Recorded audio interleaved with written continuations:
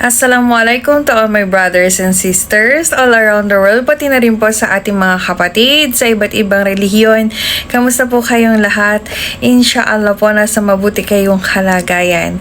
So for today's video is all about First Lady Liza Araneta Marcos. Well, syempre lahat tayo, mga kababaihan, gusto natin magkaroon talaga ng perfect, pamilya. 'Di ba? Yung pamilya na masasabi natin na ito yung ating pinangarap. Ito, hindi ko pinagtatanggol si FL. Okay? Malinaw ha, hindi ko pinagtatanggol si FL dito. Kaya lang, meron tayong mga questions sa isip natin bilang babae. Bakit nga ba umaabot sa ganitong punto o sitwasyon si First Lady? Anong meron sa samahan nila ni PBBM? Anong meron sa pinagdaanan niya as asawa ni PBBM? Kasi parang hindi ko kinakaya ang mga revelasyon tungkol sa kanyang mga pinaggagawa. Pwedeng hindi totoo, pwedeng totoo. Wala naman tayong matibay na evidence. Kumbaga, merong evidence pero hindi pa ito napapatunayan sa korte. So doon na lang sa sa tsuktsakan ever sa mga security niya. Okay, teka, tabi natin to. Medyo nakikita ang ang bulak ko. Bulak. Yeah. So ayun na nga, sa tsuktsakan ever ng kanyang security. 'Di ba? Parang may asawa naman siya. Tapos bakit kailangan niyang gawin 'yon?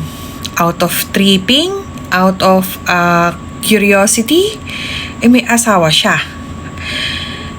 I know it may sound disgusting, pero alam niyo 'yon, napag-uusapan lang kasi kung bakit ba na nakatikatehan kong panoorin lahat ng mga expose sa kanya.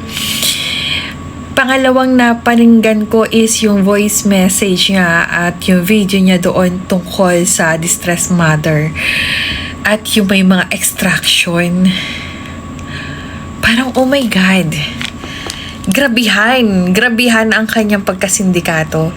Sa pagkakaalam ko, himahimay natin sa pangalan pa lang, Araneta, isa sa mga prominenteng tao sa Pilipinas, lalo na sa Maynila. Okay, Marcos is talaga namang mayayaman mula pa noon. Bakit siya humantong sa ganun? At bakit inaalaw ng asawa niya? 'Di ba? Parang or hindi kaya may ginawa ang asawa niya na nasagad na tong si FL kaya nagre-rebelde siya. Correct me if I'm wrong ha, pero ikaw bilang babae, naiisip mo ba bakit kaya humantong sa ganito si FL? Bakit para siyang rebellious woman na wala siyang pakialam kahit ano pang maging image ng asawa niya? Anong meron sa naging relasyon nila at humantong sila sa ganitong kahihiyan? Yung pagiging mag-asawa nila is mukha naman silang in love sa isa't isa. Ang gagwapo ng mga anak. Hindi tumatanda, di ba?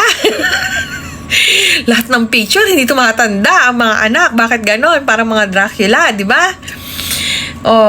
Kaya may isip nyo, ikaw bilang isang babae, 'di ba? Ang gusto lang naman natin is maging maayos na may bahay, nag-aalaga ng anak, bumubuo ng pamilya, 'di ba? Inaalagaan ang asawa, ibinibigay ang kanilang pangangailangan.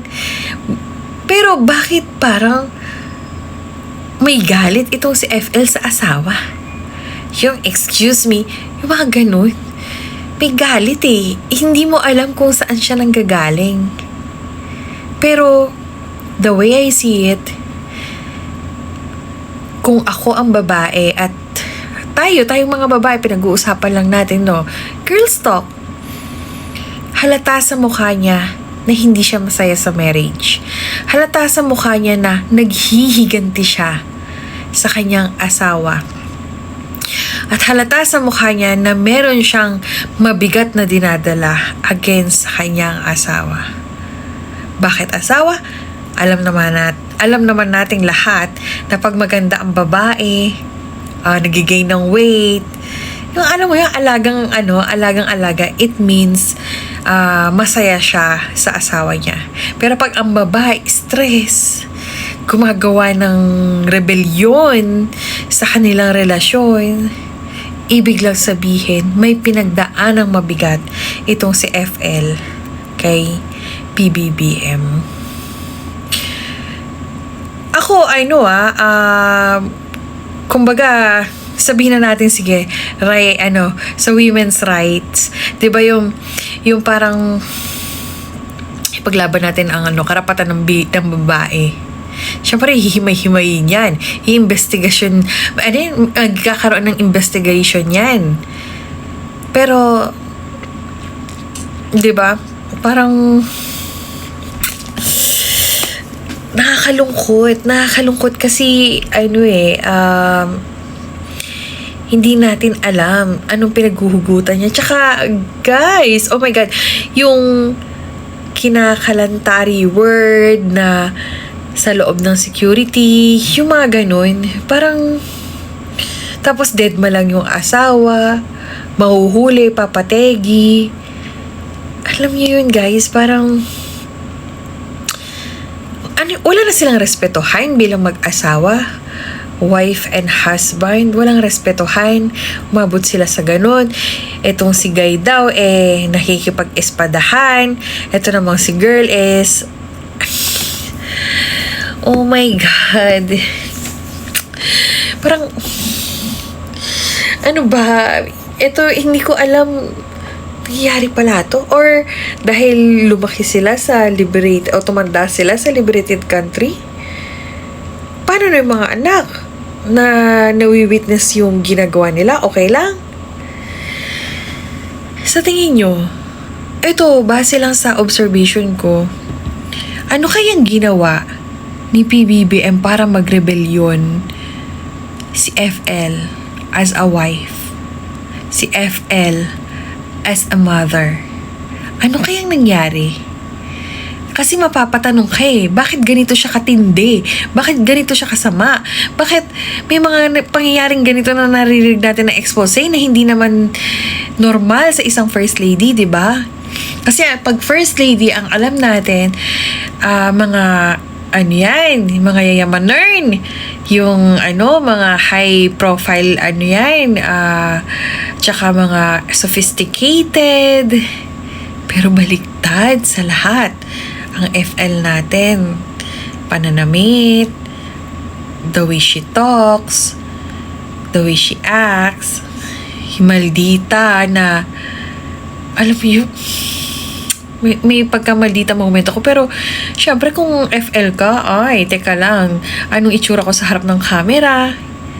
Diba? Pero siya, hindi pwedeng sabihin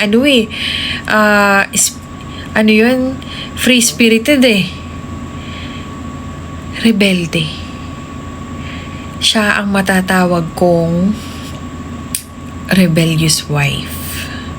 So, yun lamang, guys. Okay, comment down below kung ano yung mga pumapasa sa isip ninyo, okay? At yes, naka-makeup po ako, kaya hayaan nyo lang mga makeup ko na yan. Ang hirap tanggalin, okay?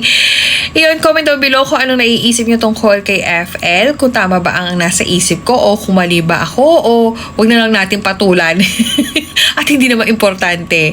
Yun lamang, guys. Maraming salamat. Assalamualaikum.